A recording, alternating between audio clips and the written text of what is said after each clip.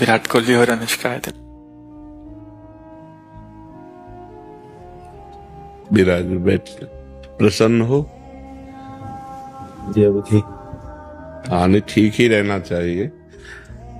हम आपको अपने प्रभु का विधान बताते हैं थोड़ा सा।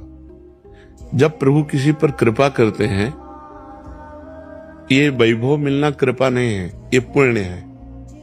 पुण्य से एक घोर पापी को भी बहुत देखो, पाप करके भी उनका कोई पुण्य है जिससे वो सुकृत पूर्व के सुकृतवश चल रहे हैं, नया पाप है। ये वैभव बढ़ना या यश बढ़ना ये भगवान की कृपा नहीं मानी जाती। भगवान की कृपा मानी जाती है अंदर का चिंतन बदलना, जिससे आपके अनंत जन्मों के संस्कार भस्म होकर और अगला जो है वो बड़ा उत्तम होगा। अंदर के चिंतन से होता, बाहर से कुछ नहीं होता। महत्व अंदर का चिंतन। अच्छा, अंदर का चिंतन हम लोगों का स्वभाव बन गया बहिर्मुखी। बहिर्मुखी मतलब बाहर यश, कीर्ति, लाभ, विजय, इससे हमको सुख मिलता है। अंदर से कोई मतलब नहीं रखता कोई विरला ही अंदर से। अब क्या होता है, भगवान जब कृपा करते हैं तो संत समागम देते हैं, फिर दूसरी जब कृपा होती तो विपरीतता देते हैं, और फिर अंदर से एक रास्ता देते हैं। ये मेरा रास्ता है, ये परम शांति का रास्ता है, ये शांति का रास्ता नहीं। भगवान वो रास्ता देते और जीव को अपने पास बुला लेते हैं। बिना प्रतिकूलता के संसार का राग नष्ट नहीं होता।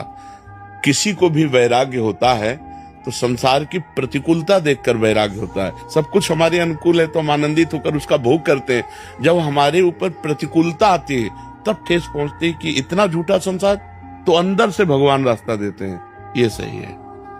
भगवान बिना प्रतिकूलता के इस संसार को छुड़ाने का कोई भी औषधि नहीं रखी।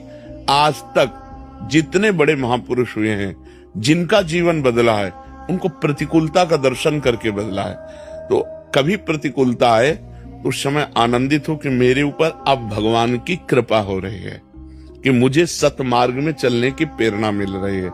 अगर सतमार्ग छूटा हो, ये सब तो एक सेकंड के लिए आप विचार कीजिए। अब अपना सुधार कर लो, अपने जीवन को सत्य में ले आओ, तो अगला जो होगा वो बहुत जोर का होगा।